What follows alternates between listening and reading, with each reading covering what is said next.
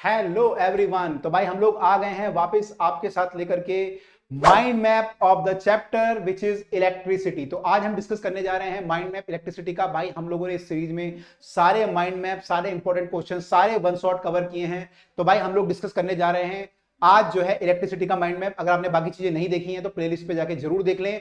तो भाई electricity chapter जो है, इस चैप्टर का जो पूरा हमने जो भी चीजें हो सकती हैं सारी हमने एक चीज एक तरफ को रख दी है, एक पेज पे रख दी है, ताकि किसी को भी कोई प्रॉब्लम ना हो। जिन बच्चों ने चैप्टर स्टार्ट नहीं किया है उनको एक रास्ता दिखाएगा क्या क्या उनको पढ़ना है, कितना कितना पढ़ना है। और जिन बच्चों ने पढ़ लिया है उनका एक ब्रशअप कर देगा कि भाई क्या क्या चीजें आपने पढ़ी हैं, एक बार सारी चीजें आपको रिकॉल करा देगा। तो सब लोग बिल्कुल ध्यान से देखेंगे। शुरू करते हैं आज का माइंड मैप। तो भाई आज का माइंड मैप जो इलेक्ट्रिसिटी है, इसमें पहले चार्ज के बारे में डिस्कस किया गया है। जो इलेक्ट्रिक चार्ज होता है हमारा दो तरह का होता है, पॉजिटिव और नेगेटिव हमारा होता है। इसकी यूनिट जो होती है वो कूलम होती है। उसके अलावा जो चार्ज होता है Q equal to N E का रिलेशन होता है। जो एक इलेक्ट्रॉन का चार्ज होता है वो होता है 1.6 10 to power minus 19 coulomb, minus में होता है, minus 1.6 10 to power minus 19 coulomb. ये एक इलेक्ट्रॉन का चार्ज है। और अगर एक प्रोटॉन के चार्ज की बात करें तो प्लस 1.6 10 टू पावर माइनस 19 एक प्रोटॉन का चार्ज हो जाएगा। एन नंबर ऑफ अगर इलेक्ट्रॉन या प्रोटॉन है तो चार्ज हमारा Q equal to N E हमारा हो जाएगा। तो चार्ज कितना हो जाएगा हमारा, Q equal to N E हमारा चार्ज हो जाएगा। तो this is the charge on any body. तो अगर हमें किसी बॉडी पे निकालना है कितने इलेक्ट्रॉन है या प्रोटॉन है और हमें चार्ज अगर दिया हुआ है तो एन की वैल्यू यहां से निकाल सकते हैं, क्यू बाय ई करके हम लोग वैल्यू निकाल सकते हैं कि कितने उसमें इलेक्ट्रॉन या प्रोटॉन है। तो यहां से हम लोग ये निकाल सकते हैं। उसके बाद जब चार्ज फ्लो करने लगता है तो करंट की फॉर्म ले लेते हैं, उसको हम बोलते हैं करंट। जो rate of flow of charge होता है उसको बोलते हैं current. Current is rate of flow of charge, I equal to Q by T. इसकी जो यूनिट होती है, यूनिट क्या होती है, इसकी यूनिट होती है एम्पियर। इसकी यूनिट होती है एम्पियर। उसके अलावा इसकी कोई छोटी यूनिट भी होती है। अगर करंट कम फ्लो कर रहा है तो हम इसको मिली एम्पियर या फिर माइक्रो एम्पियर में भी लिखते हैं। एक मिली एम्पियर जो होता है वो 10 टू पावर माइनस 3 एम्पियर होता है और एक micro ampere 10 to power minus 6 ampere होता है। तो इसकी छोटी यूनिट है। डायरेक्शन जो हम करंट की लेते हैं वो हमेशा लेते हैं हम बैटरी के पॉजिटिव टर्मिनल से नेगेटिव टर्मिनल की तरफ को। पॉजिटिव से करंट बाहर निकलता है, नेगेटिव की तरफ को करंट जाता है। इसको जब मेजर करते हैं वो एमीटर का यूज करके मेजर करते हैं। एमीटर हम लोग सीरीज में लगाते हैं और उससे हम लोग इसको मेजर करते हैं। आगे हम देखेंगे सिंबल भी बना यहाँ पे एमीटर का। तो इसको हम सीरीज में लगा के करंट को जो है मेजर करते हैं। तो हमारा होता है इलेक्ट्रिक करंट। ओके, अब जो ऐसे हम बात करें इलेक्ट्रिक पोटेंशियल, पोटेंशियल की बात की गई है। पोटेंशियल क्या होता है हमारा, पोटेंशियल हमारा होता है कि पोटेंशियल डिफरेंस का मतलब होता है कि एक यूनिट चार्ज को एक पॉइंट से दूसरे पॉइंट तक ले जाने में जो वर्क करना पड़ता है, जो भी बैटरी वर्क करती है, कोई भी कोई वर्क करता है, उसको हम बोलते हैं potential difference. Work done to move a unit positive charge from one point to other, इसको हम बोलते हैं पोटेंशियल डिफरेंस। तो V होता है हमारा W by Q, work done per unit charge को हम लोग पोटेंशियल डिफरेंस बोलते हैं। इसकी यूनिट क्या होती है, वर्क की यूनिट जूल होती है, चार्ज की कूलम होती है। तो जूल पर coulomb is the unit of the potential. इसको हम बोलते हैं वोल्ट। जूल पर कूलम को क्या बोलते हैं, वोल्ट। तो वोल्ट का एक जो यूनिट एक और फॉर्म होती है, जूल पर कूलम भी लिख सकते हैं, दोनों एक ही बात है। तो इसको हम बोलते हैं वोल्ट। इसको मेजर करते हैं वोल्ट मीटर से, ये लिखा है यहाँ पे वोल्ट मीटर का सिंबल बना हुआ है। तो पोटेंशियल डिफरेंस को मेजर करने के लिए हम लोग वोल्ट मीटर लगाते हैं और ये हम पैरेलल में लगाते हैं। एमीटर सीरीज में लगता है, वोल्ट मीटर पैरेलल में लगता है। पैरेलल में लगा के हम लोग वोल्टेज को मेजर कर लेते हैं। उसके बाद अगर हम देखें, हमारे को पोटेंशियल डिफरेंस मालूम है, करंट मालूम है, तो रिलेशन होता है जो ओम्स लॉ के थ्रू आता है। ओम्स लॉ बोलता है कि जो अगर एक वायर के अक्रॉस पोटेंशियल डिफरेंस V है और करंट उससे I पास कर रहा है तो V प्रोपोर्शनल टू I होता है या फिर V इक्वल टू IR होता है। इसमें लेकिन एक टर्म, एक कंडीशन है। कंडीशन ये है कि टेम्परेचर हमारा कांस्टेंट रहना चाहिए। अगर टेम्परेचर चेंज हो गया तो ये वैल्यू चेंज हो जाएगी। तो एट कांस्टेंट टेम्परेचर, तो ओम्स लॉ कहता है voltage is proportional to the current at constant temperature through a conductor. इसका ग्राफ अगर हम बनाए V और I के बीच में तो स्ट्रेट लाइन ग्राफ हमारा बनता है। ये आपको पता होगा, V और I का ग्राफ जो बनता है वो स्ट्रेट लाइन, क्योंकि प्रोपोर्शन जो भी चीज होती है उसका ग्राफ स्ट्रेट लाइन बनेगा। तो ये हमारा ग्राफ बना। अब यहां से जो V इक्वल टू IR आ रहा है तो V प्रोपोर्शनल टू I था, एक कांस्टेंट आया जिसको हमने R बोला। R क्या होता है, R का मतलब होता है रेजिस्टेंस। रेजिस्टेंस क्या होता है, रेजिस्टेंस जो होता है प्रॉपर्टी होती है कंडक्टर की जो कि फ्लो ऑफ चार्ज को रेसिस्ट करता है, जो फ्लो ऑफ चार्ज को कम करने की कोशिश करता है, उसको बोलते हैं रेजिस्टेंस। तो R अगर हम यहां से निकालें तो वैल्यू क्या आएगी, V बाई I आएगी, ये R की वैल्यू है। और R की एक और फॉर्मूला होता है R equal to rho L by A. अगर हमारे पास एक कंडक्टर है, उसकी लेंथ L है, एरिया A है, तो जो उसकी रेजिस्टेंस होता है वो होता है रो एल बाई ए। रो मतलब रेसिस्टिविटी, कांस्टेंट होता है। तो रो एल बाई ए, तो जो चार्ज होता है कंडक्टर का जो रेजिस्टेंस होता है वो रो एल बाई ए होता है। अच्छा, एक चीज और ध्यान रखिएगा कि हमें इस फॉर्मूले को देख के लगता है कि जो रेजिस्टेंस होता है वो V और I पे डिपेंड करता है, लेकिन ध्यान रखिएगा रेजिस्टेंस ना तो V पे डिपेंड करता है ना I पे डिपेंड करता है। रेजिस्टेंस जो होता है वो वायर की प्रॉपर्टी होती है, रेजिस्टेंस की प्रॉपर्टी होती है। भाई रेजिस्टेंस की मान लो लेंथ आपको पता है, एरिया पता है, तो उसका रेजिस्टेंस निकाल सकते हो, है ना। अगर आपको रेजिस्टेंस का लेंथ पता है, एरिया पता है, रेजिस्टिविटी पता है, तो रेजिस्टेंस निकल जाएगा। अब उसमें करंट फ्लो करे ना करे, ज्यादा करे कम करे, रेजिस्टेंस तो वही रहेगा। रेजिस्टेंस चेंज नहीं होता है, अगर करंट चेंज होगा तो वोल्टेज भी चेंज हो जाएगी, रेशो सेम आएगा। तो V और I पे डिपेंड नहीं करता है, केवल ये डिपेंड करता है L पे और A पे और रो पे डिपेंड करता है। अब ये रो जो रेसिस्टिविटी होती है, ये रो जो होती है ये खुद डिपेंड करती है मटेरियल पे और टेम्परेचर पे, यानी डिपेंड करती है किस पे, कि मटेरियल क्या है आपका, कॉपर है, आयरन है, सिल्वर है, गोल्ड है, क्या है, और उसका टेम्परेचर कितना है। तो रो जो होता है वो उस पर डिपेंड करती है, इसकी यूनिट होती है ओम मीटर। तो रेजिस्टेंस जो है वो यानी टेम्परेचर पे डिपेंड करेगा, एक मटेरियल पे डिपेंड करेगा और लेंथ पे डिपेंड करेगा और एरिया पे। तो रेजिस्टेंस जो है 4 चीजों पे डिपेंड करेगा आपका, ठीक है। इसी पे डिपेंड करेगा, वॉल्यूम इस पे वोल्टेज पे डिपेंड नहीं करेगा, करंट पे डिपेंड नहीं करेगा। यूनिट इसकी ओम होती है, ये हमें मालूम है। तो रेजिस्टेंस जो होता है हम लोग जब सर्किट में यूज करते हैं तो हम इनको सीरीज में लगाते हैं या फिर पैरेलल में लगाते हैं। जब सीरीज में रेजिस्टेंस को लगाते हैं तो हमारा रेजिस्टेंस बढ़ जाता है, मैक्सिमम हो जाता है। तो रेजिस्टेंस की वैल्यू होती है R1 plus R2 plus R3। तो अगर आपको ये बोल दिया कि 3 रेजिस्टेंस आपको दिए हुए, आपको मैक्सिमम रेजिस्टेंस बनाना है, कैसे बनाओगे, तो तीनों को हम सीरीज में लगा देंगे, तो रेजिस्टेंस विल बी मैक्सिमम। सबसे ज्यादा रेजिस्टेंस हमारा होगा जब उनको सीरीज में लगा देंगे, ठीक है। तो रेजिस्टेंस हमारा मैक्सिमम होगा जब तीनों को हम लोग सीरीज में लगा देंगे। और उसमें क्या होगा, रेजिस्टेंस जब सीरीज में होता है तो क्या चीज सेम होती है, तीनों में करंट सेम होता है, I1 equal to I2 equal to I3 होता है। करंट हमारा सेम होता है, वोल्टेज हमारी डिफरेंट होती है। तो जब रेजिस्टेंस को सीरीज में लगाते हैं तो हमारा करंट सेम होता है, वोल्टेज हमारी डिफरेंट होती है। तो अगर हम बात करें, मान लीजिए रेजिस्टेंस हमारे सीरीज में लगे हुए हैं, तीनों में क्या होगा, करंट हमारा, मान लीजिए R1 है, ये R2 है, ये R3 है, तो करंट हमारा सेम होगा लेकिन वोल्टेज अलग अलग होगी। तो यहाँ पे वोल्टेज मान लो V1 है, तो V1 की वैल्यू कितनी आएगी, V1 हो जाएगा I इंटू R1। ऐसे अगर V2 निकालूंगा तो कितना आएगा, I इंटू R2, ये निकालूंगा तो I इंटू R3। और अगर टोटल V निकालूंगा तो कितना हो जाएगा, टोटल V हो जाएगा इन तीनों का सम। टोटल V क्या हो जाएगा, इन तीनों का सम। तो V equal to V1 plus V2 plus V3। तो वोल्टेज यहाँ पे जो है सम हो जाती है, करंट हमारा सेम रहता है जब हमारा सीरीज सर्किट होता है। लेकिन जब पैरेलल सर्किट होता है हमारा, तो पैरेलल सर्किट में क्या होता है, वोल्टेज हमारी सेम रहती है, करंट हमारा ऐड हो जाता है, उल्टा हो जाता है। यहाँ पे मान लीजिए करंट आ रहा है यहाँ पे, और यहाँ पे करंट I1 गया, यहाँ पे I2 गया, यहाँ पे I3 गया, तो यहाँ पे जो करंट होता है ये I हो जाता है I1 plus I2 plus I3 के बराबर, उल्टा हो गया यहाँ पे।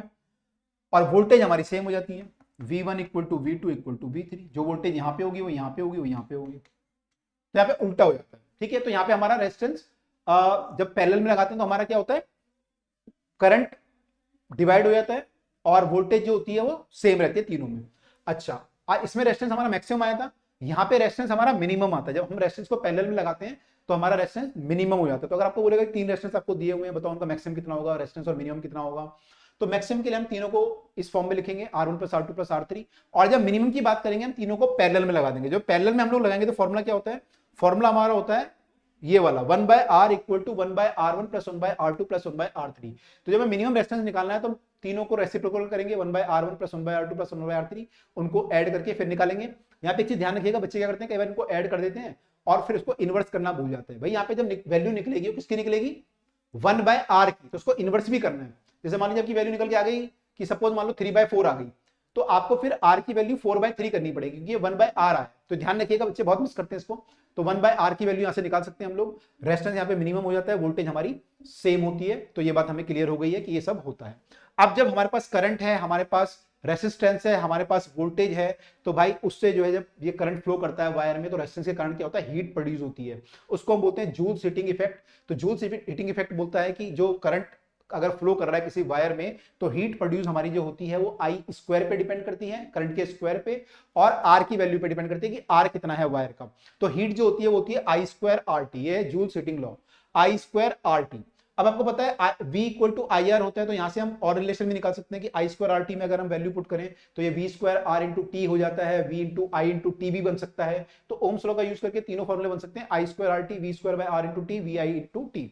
ये ध्यान रखिएगा कहां पे कौन सा फॉर्मूला लगाना है। ये जो फॉर्मूले होते हैं इनको लगाने में बहुत ध्यान रखिएगा। सर्किट में जब क्वेश्चन करेंगे, न्यूमेरिकल जब सॉल्व करेंगे, कहां पे कौन सा फॉर्मूला लगाना है। एक्चुअली तीनों फॉर्मूले हर जगह लग सकते हैं, लेकिन कहीं पे कोई फॉर्मूला इजीली लग जाता है, कहीं पे डिफिकल्टी हमें आ जाती है निकालने में। तो जहां पे आपको जो फॉर्मूला लगाना है ध्यान से लगाइएगा, कि देख के लगाइएगा कि यहाँ पे वोल्टेज सेम है तो कौन सा लगाना है, करंट सेम है तो कौन सा लगाना है।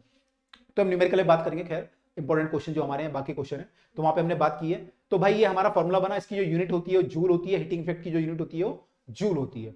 अब अगर हम हीट को पर यूनिट टाइम से डिवाइड कर दे, तो जो वर्क पर यूनिट टाइम होता है या हीट पर यूनिट टाइम होता है उसको बोलते हैं पावर। तो यहां पे हमारी निकल के आ जाती है इलेक्ट्रिक पावर। तो इलेक्ट्रिक पावर मतलब टाइम से डिवाइड कर देंगे तो I square R V square by R बचेगा, यहाँ पे वी आई बचेगा, तो वो हमारी होगी इलेक्ट्रिक पावर। इसकी यूनिट होगी हमारी वॉट या फिर जूल पर सेकंड, क्योंकि हीट पर यूनिट टाइम है तो जूल पर सेकंड हो जाएगा, या फिर उसे बोलते हैं वॉट, तो इसको हम वॉट बोलते हैं। तो ये रिलेशन है कि पावर जो होता है वर्क पर यूनिट टाइम होता है, या फिर अगर आप हीट निकालोगे तो पावर इनटू टाइम होता है। तो ये रिलेशन है, ध्यान रखना है आपको। पावर को टाइम से मल्टीप्लाई करेंगे तो हीट आ जाएगा, और अगर हम हीट को टाइम से डिवाइड करेंगे तो पावर आ जाएगी। अब इसकी एप्लीकेशन क्या है हीटिंग लॉ की? इसकी एक तो एप्लीकेशन ये है कि फ्यूज और बल्ब, जो हमारे घर में फ्यूज वायर होती है, फ्यूज वायर का फंक्शन होता है कि अगर बहुत ज्यादा करंट फ्लो कर रहा है तो मेल्ट कर जाती है। तो अगर मान लो घर में बाई चांस गलती से बहुत ज्यादा करंट फ्लो होने लगा, किसी भी कारण से शॉर्ट सर्किट हुआ है, कुछ भी हुआ, तो ये मेल्ट कर जाती है। तो मेल्ट करने में क्या होगा, सर्किट आपका ब्रेक हो जाएगा, करंट फ्लो नहीं करेगा, तो आपके जो इंस्ट्रूमेंट होंगे वो सेफ रहेंगे। तो फ्यूज वायर का मेल्टिंग पॉइंट लो होता है ताकि ये मेल्ट कर जाए आराम से। अलाई की बनी होती है या फिर मेटल की बनी होती है। इसके अलावा जो बल्ब होता है, बल्ब भी हीटिंग इफेक्ट पे ही काम करता है। तो बल्ब में जो है काफी हीट निकलती है, उसके अलावा रोशनी भी निकलती है। तो बल्ब का जो फिलामेंट होता है हम ट्राई करते हैं उसका मेल्टिंग पॉइंट बहुत हाई हो ताकि वो मेल्ट ना करे आराम से। तो यूजुअली हम लोग जो है उसमें टंगस्टन का फिलामेंट लेते हैं। इसमें एक और प्रॉपर्टी होती है, दो प्रॉपर्टी आपसे पूछी जाती है कि क्या प्रॉपर्टी होती है इसकी फिलामेंट की। एक तो होती है हाई मेल्टिंग पॉइंट, दूसरी होती है इसका जो ऑक्सीडेशन होता है वो इजीली ऑक्सीडाइज ना हो। ये जो है बहुत डिफिकल्ट से ऑक्सीडाइज हो, क्योंकि क्या होता है जब टेम्परेचर हाई होता है ना फिलामेंट का, तो हाई टेम्परेचर पे कोई भी चीज आराम से ऑक्सीडाइज हो जाती है, रस्ट कर जाती है, उस पर रस्ट लग जाता है। तो हम चाहते हैं कि ऑक्सीडाइज आराम से ना हो, रिएक्शन ना करे, तो इसलिए हम जो है टंगस्टन यूज करते हैं। उसके अलावा हम लोग उसमें ट्राई करते हैं उसमें कि कोई इनर्ट गैस भी भर दें ताकि आराम से ऑक्सीडेशन ना हो पाए। तो हम नाइट्रोजन गैस यूजुअली बल्ब के अंदर भर देते हैं ताकि वो आराम से ऑक्सीडाइज ना करे। तो ये इसकी प्रॉपर्टी है जूल हीटिंग लॉ की जो है एप्लीकेशंस हैं। उसके अलावा जो कॉमर्शियल यूनिट एक होती है जो कि हम लोग यूज करते हैं एनर्जी नापने मेजर करने के लिए, उसको हम बोलते हैं किलोवाट आर। किलोवाट आर का मतलब होता है कि एक इंस्ट्रूमेंट अगर आपने 1 किलोवाट का इंस्ट्रूमेंट 1 घंटे के लिए यूज किया तो कितनी एनर्जी कंज्यूम करेगा। तो यहाँ पे लिखा है H इक्वल टू PT। तो पावर इसकी 1 किलोवाट है इंस्ट्रूमेंट की, और टाइम कितना लिया 1 आवर, तो उसको हम बोलेंगे 1 किलोवाट आर, 1 किलोवाट आर। इसको अगर हम जूल में निकालेंगे तो वैल्यू आपकी आती है 3.6 10 टू पावर 6 जूल, या फिर हम इसको बोलते हैं 3.6 मेगा जूल। 10 की पावर 6 को हम क्या बोलते हैं, मेगा जूल बोलते हैं। ये हमारा मेगा जूल हो जाएगा। तो ये हमारी जो है कॉमर्शियल यूनिट है, इसको हम 1 यूनिट भी बोलते हैं, 1 किलोवाट आवर को। ये हमारी होती है commercial unit of the electric power. तो आपके घर में जो बिल आता है वो यूनिट में आता है या फिर किलोवाट आवर में आता है। 200 यूनिट का बिल, 400 यूनिट का बिल, मतलब आपने इतनी एनर्जी कंज्यूम की है एक महीने में। अब अगर हम बात करें इलेक्ट्रिक सर्किट की, तो जो इलेक्ट्रिसिटी में सर्किट होते हैं, सर्किट क्या होता है, सर्किट हमारा एक जो है क्लोज पाथ होता है जिसके अलोंग जो है करंट हमारा फ्लो करता है, उसको हम बोलते हैं इलेक्ट्रिक सर्किट। इलेक्ट्रिक सर्किट के कंपोनेंट डिफरेंट कंपोनेंट आपको दिए हुए हैं। जैसे कंपोनेंट आपको दिया हुआ है सेल। सेल होता है कि एक सिंपल सेल अगर हम लगा दें जिसमें पोटेंशियल डिफरेंस हो उसके बीच में, तो उसको सेल बोलेंगे। बहुत सारे सेल को अगर हम कनेक्ट करते हैं उसको हम बोलेंगे बैटरी। और की उसके अलावा होती है, की मतलब एक ओपन और क्लोज। क्लोज की का मतलब होता है कि आपने उसको क्लोज कर दिया तो वहां से करंट फ्लो होने लगेगा। ओपन मतलब वो सर्किट खुला हुआ है, वहां से करंट फ्लो नहीं करेगा, उसको ओपन की बोलते हैं। उसके अलावा वायर होती है, वायर ज्वाइंट हो सकती है। अगर ज्वाइंट वायर है तो उसमें करंट फिर जो है इसका करंट इसमें जा सकता है, इसका करंट इसमें जा सकता है।